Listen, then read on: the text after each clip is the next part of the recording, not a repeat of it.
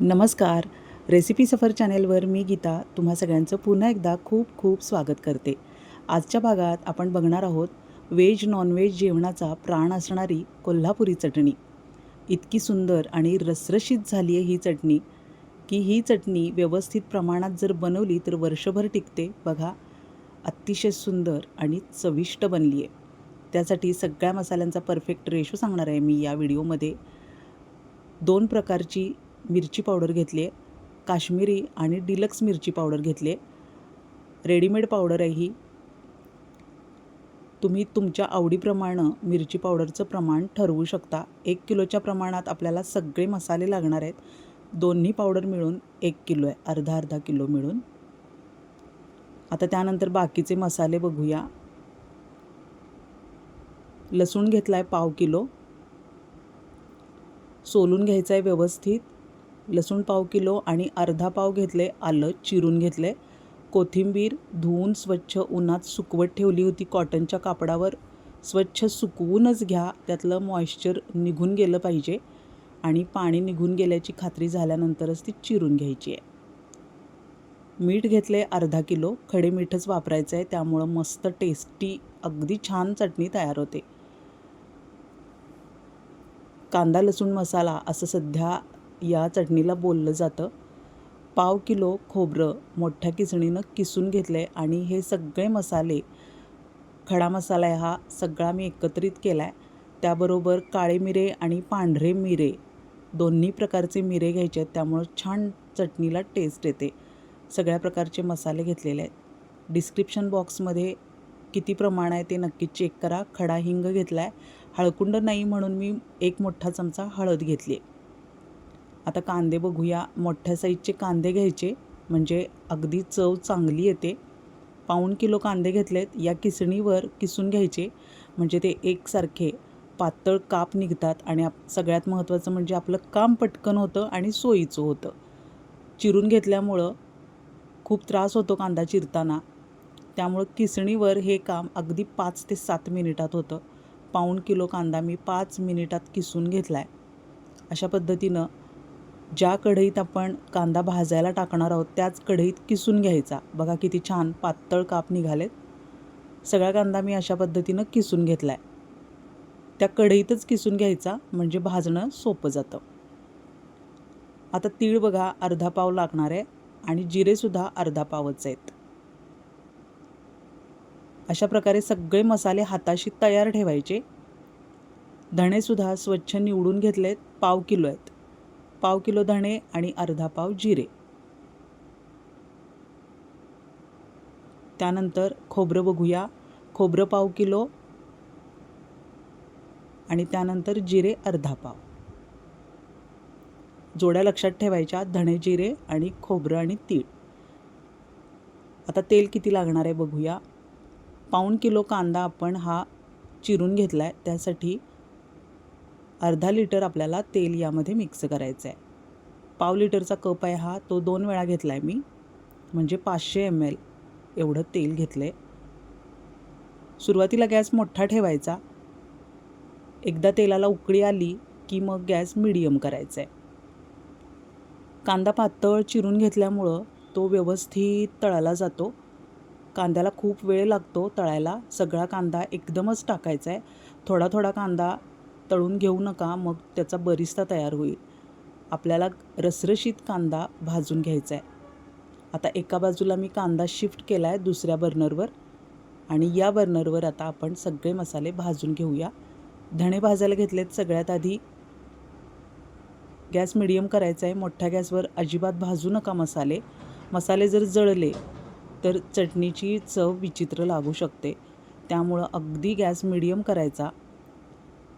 याचा मंद सुवास यायला सुरुवात होते आणि धणे काढून घ्यायचे. खूप डाग पडेपर्यंत अजिबात भाजू नका. सुगंध यायला सुरुवात झाला की ते हाताला चुरचुरीत लागतात, सहज त्याची डाळ बनते. अशा स्टेजला धणे काढून घ्या.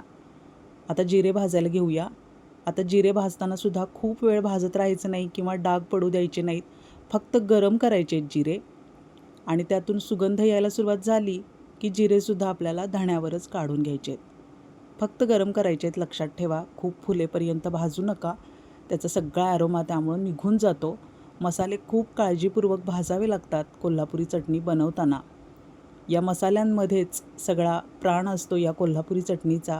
त्यामुळं मसाले काळजीपूर्वक भाजा. जिरे काढून घेतलेत मी आणि आता तीळ भाजायला घेतलेत. तीळ मात्र व्यवस्थित फुलेपर्यंत, टपोरे होईपर्यंत भाजून घ्यायचे. त्यामुळं अगदी छान चव येते त्याला. तीळसुद्धा भाजून झालेत आणि आता मी थोडं थोडं करून 2 बॅचमध्ये खोबरं भाजून घेणार आहे. लक्षपूर्वक भाजायचं आहे खोबरं, कारण ते टाकल्याबरोबर काळपट व्हायला सुरुवात होते. न थांबता उलटपुलट करत राहायचं आहे. थोडं थोडं तेल टाकत आपण हे खोबरं भाजून घेतलेलं आहे. पहिली बॅच आहे ही खोबऱ्याची. सगळे तुकडे भाजले गेलेत का याची खात्री करायची आणि असंच ब्राऊन रंगावर खोबरं भाजून घ्यायचे. खोबरं काळपट होऊ देऊ नका, त्याची चव बिघडू शकते. आता दुसरी बॅच खोबऱ्याची मी टाकलेली आहे. खोबरं जळू नये म्हणून थोडंसं तेल मिक्स करायचं आहे. खूप जास्त तेल मिक्स करायची गरज नाही, कारण हे खोबरं आपल्याला मिक्सरवर वाटून घ्यायचं आहे नंतर. जास्त तेल झालं तर खोबऱ्याची पेस्ट बनते. बघा, अशा पद्धतीनं खोबरं छान ब्राऊन रंगावर भाजून घ्यायचं आहे. खोबरं व्यवस्थित भाजलं की चटणी खूप टेस्टी लागते. त्यामुळं कांदा आणि खोबरं लक्षपूर्वक भाजायचं आहे. आता हे जे खडे मसाले आहेत बारीक, ते सगळे एकदम टाकायचे आहेत भाजायला. प्रत्येक मसाला वेगळा भाजण्याची अजिबात गरज नाही आहे. गॅस मिडियम करायचा आहे. अगदी खूप बारीक करायचा नाही आहे, थोडासा मोठा करायचा आहे, लो टू मिडियम. आणि त्यावर हे सगळे मसाले मी एकत्रच भाजायला घेतलेत. खडा हिंगसुद्धा यामध्येच टाकलेला आहे.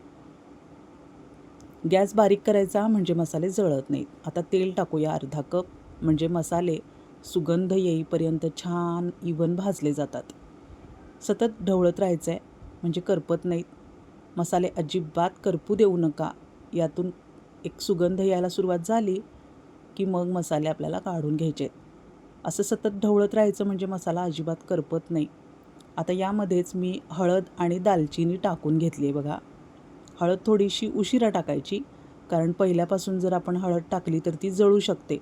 तुम्ही जर हळकुंड भाजून घेणार असाल तर ते सुरुवातीला टाकले तरी चालणार आहे, पण मी हळद वापरणार आहे त्यामुळं थोडीशी उशिरा टाकली आहे. मस्त सुगंध यायला सुरुवात झाली आहे. अशा पद्धतीनं सतत मसाले ढवळत राहायचे. खूप चांगल्या पद्धतीनं आणि व्यवस्थित मसाले सगळ्या बाजूंनी भाजले जातात. त्यामुळं प्रत्येक मसाला सेपरेट भाजत बसण्याची अजिबात गरज नाही. असं एकत्रच भाजून घ्या आणि तुमचा वेळ वाचवा. सगळे मसाले अशा पद्धतीनं व्यवस्थित भाजले जातात. आता बघा, कांदा मी परत या गॅसवर शिफ्ट केलेला आहे. सगळे मसाले भाजून होईपर्यंत बऱ्यापैकी भाजला गेला आहे तो. अजून थोडा वेळ भाजत राहणं गरजेचं आहे. ब्राऊन रंगावर येईपर्यंत कांदा व्यवस्थित आपल्याला तेलात तळून घ्यायचा आहे. बघा, आता व्यवस्थित भाजला गेला आहे. गॅस बंद केला आहे मी, कारण बर्नर गरम आहे आणि तेलसुद्धा अतिशय गरम आहे. यामध्ये एखाद दुसरा जर तुकडा भाजायचा राहिला असेल तर तो व्यवस्थित भाजला जाणार आहे, कारण तेल खूप गरम आहे. अशा पद्धतीनं तो सारखा करून घ्यायचा आहे. अजूनसुद्धा 5 मिनिटांनी बघतोय आपण तर बारीक बारीक उकळी त्यामध्ये सुरू आहे. ब्राऊन रंगावर कांदा आला की गॅस लगेचच बंद करा, कारण तेल अतिशय गरम असल्यामुळं कांदा थोडा वेळ भाजतच राहतो. पण खूप कांदा काळपट होऊ देऊ नका किंवा कच्चासुद्धा राहू देऊ नका. आता मसाले बघा थोडे कोमट झालेत. सगळे मसाले व्यवस्थित भाजले गेले आहेत. हिंग बघा कसा फुलून आला आहे. सगळे मसाले एकत्र भाजूनसुद्धा हिंग व्यवस्थित तळला गेला आहे. त्यामुळं एकत्रच सगळे मसाले भाजायला घेऊ शकता तुम्ही. आता हे मसाल्यांचं प्रमाण कमी आहे. तुमच्या मसाल्याचं प्रमाण जर जास्त असेल तर 2-3 बॅचमध्ये अशा पद्धतीनं तळून घ्या. धणे जिरे आता मिक्सरला लावून घेऊया. थोडे थोडे टाकायचे, त्यामुळं पावडर अगदी छान बारीक तयार होते. 2 ते 3 बॅचमध्ये धणे जिरे मी बारीक करून घेणार आहे. चाळून घ्यायचे आहेत, म्हणजे यामधले जे कण असतात ते वेगळे होतात आणि बारीक पावडर आपल्याला मिळते. मिक्सरवर बनवतो आहे आपण. आता ही जी उरलेली पावडर आहे ती पुन्हा एकदा थोडंसं मीठ, खडे मीठ टाकून मिक्सरला लावून घ्यायची आणि पुन्हा चाळून घ्यायची. घरच्या घरी मिक्सरवरच आपण ही चटणी बनवतो आहे. फक्त 1.5 तासात 1 किलोची चटणी तयार होते. अशा पद्धतीनं नक्की बनवून बघा. डंकात जायला जर वेळ नसेल हाताशी, तर अशा पद्धतीनं तुम्ही घरच्या घरी कमी वेळात आणि व्यवस्थित चटणी बनवू शकता. आता तळलेले सगळे मसाले मी मिक्सरच्या भांड्यात घातलेत. थोडंसं खडे मीठ टाकायचं, म्हणजे ते चांगले बारीक होतात. आता हे मसालेसुद्धा धणा जिरा पावडरमध्ये मिक्स करून घेत राहायचे. खूप सुंदर चटणी तयार होते. डंकात जायला वेळ नसेल तर अशा पद्धतीनं तुम्ही घरच्या घरी मिक्सरवर बनवूच शकता. पण खूप जास्त प्रमाणात जर तुम्ही चटणी बनवणार असाल 5 किलो 10 किलो, तर मात्र तुम्हाला डंकातच गेलं पाहिजे. आता तीळ आणि खोबरंसुद्धा मी असंच मिक्सरला लावून घेणार आहे. बघा, सगळं अगदी छान बारीक पेस्ट तयार झालेली आहे. एकत्र करायचे आहेत सगळे मसाले. आता खोबरंसुद्धा मी मिक्सरला लावून घेतले. सगळं आता एकत्र करूया. तळलेला कांदा मी आता मिक्सरच्या भांड्यात घातला आहे. थंड झाला आहे. गरम कांदा अजिबात टाकू नका मिक्सरमध्ये. आता त्यातच आपल्याला आलं, लसूण, कोथिंबीर मिक्स करून घ्यायचे आहे.